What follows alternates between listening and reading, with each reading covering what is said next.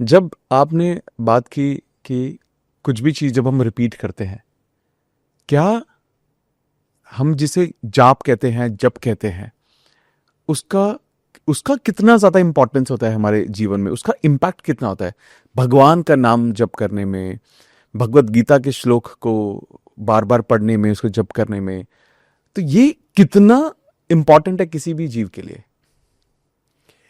देखो अमित, जब मन की चर्चा हो रही है तो मन के दो भाग हैं। एक है आपका चेतन मन और एक है अवचेतन मन। करेक्ट। तो चेतन मन के प्रति आप सजग हो। अवचेतन मन जो है इतना बड़ा है, लेकिन आपको उसकी जानकारी प्रत्यक्ष नहीं होती है, किंतु वो है। और तमाम विचार, आदतें इत्यादि ये सब अवचेतन मन से आती, नकारात्मकता या सकारात्मकता।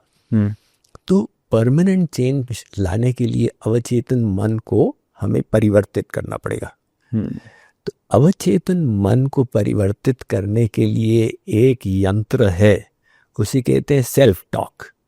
सेल्फ टॉक मतलब आप अपने से कैसे बात करते हो। जैसे मान लो अब पॉडकास्ट कोई सुन रहा हो और वो कहे भी ये ज्ञान तो अच्छा है, लाभदायक है, अच्छा लाभदायक, अच्छा लाभदायक, तो वो उसको आत्मसात करने लग जाएगा। और दूसरे का सेल्फ टॉक है, ये तो ऐसे ही बड़ी बड़ी बातें कर रहे हैं, लेकिन इसका कोई प्रैक्टिकल नहीं हो सकता है, मुश्किल है, तो सब व्यर्थ हो जाएगा।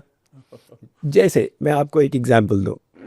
अब कभी कभी हम एजुकेशनल इंस्टीट्यूशन में प्रवचन देते हैं, तो अक्सर एक प्रश्न आता है स्टूडेंट्स की ओर से कि आजकल बहुत सारे मोटिवेशनल स्पीकर्स हो गए और वो आके हमको मोटिवेट करते हैं कि करो, जरूर ऐसा हो जाएगा, तुमको करना ही है। और हम भी सुन के प्रेरित हो जाते हैं। लेकिन 24 घंटे के बाद वो प्रेरणा गायब हो जाती है। तो इसमें प्रॉब्लम क्या हो रही है?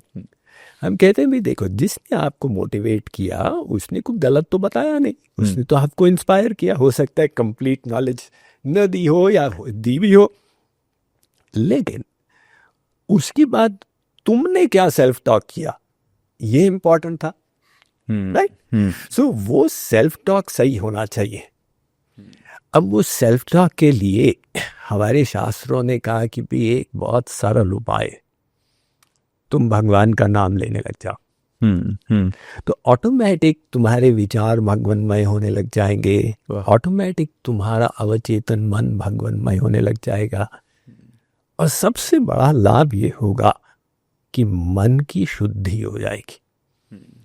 तो मन शुद्ध हो गया तो फिर बस काम बन गया। देखो, आपको एक और स्टोरी बताएं। एक गांव में नलके का पानी नहीं था, सब लोग कुएं से अपना निर्वाह करते थे। कुएं में कुत्ता गिर गया तो अब वो सड़ने लगा, पानी विषैला हो गया, सब लोग परेशान हो गए। वो एक वहाँ के निकट के गुरुजी के पास गए कि संकट में क्या करें। गुरुजी ने कहा कि देखो भाई, कुएं का पानी तो नीचे से भरता, तुम ऊपर से निकालते जाओ और नीचे से शुद्ध पानी भरेगा, समस्या का समाधान। उन्होंने ऐसा ही किया, वो पानी शुद्ध तो हो गया, फिर 15 दिन के बाद फिर से विषैला हो गया। तुम गए गुरुजी के पास कि गुरुजी आपके उपाय से काम नहीं बना। गुरुजी ने कहा कि वो जो अंदर कुत्ता मरा हुआ था उसको निकालेगा। लिखा वो तो हम भूल ही गए, राइट? अब हम कहें हमको पॉजिटिव थिंकिंग करनी है, पॉजिटिव थिंकिंग करनी है, तो पहले मन को शुद्ध कैसे करोगे उसका उपाय बताओ।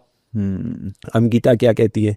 गीता ने उसका उपाय बताया, माम ही यो व्यभिचारेण भक्ति योगेन सेवते सगुणान समतीत्यायितान ब्रह्म भूयाय कल्पते। श्री कृष्ण कहते हैं, अर्जुन देख, तेरा मन त्रिगुणात्मक है और मैं 3 गुणों से परे हूं। अगर तूने मन को मुझ में लगा दिया, तेरा मन भी 3 गुणों से ऊपर उठ जाएगा। इतना सरल उपाय।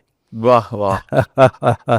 तो इसलिए ये जो भक्ति बताई संतों ने, अब भक्ति का उपाय है नाम जप, और भी बहुत सारे उपाय हैं। तो इससे मन भगवान में लगेगा, मन की शुद्धि हो जाएगी, तो ऑटोमेटिक पॉजिटिव थिंकिंग परिणाम स्वरूप होने लग जाएगी। बहुत ही सुंदर, अद्भुत अद्भुत।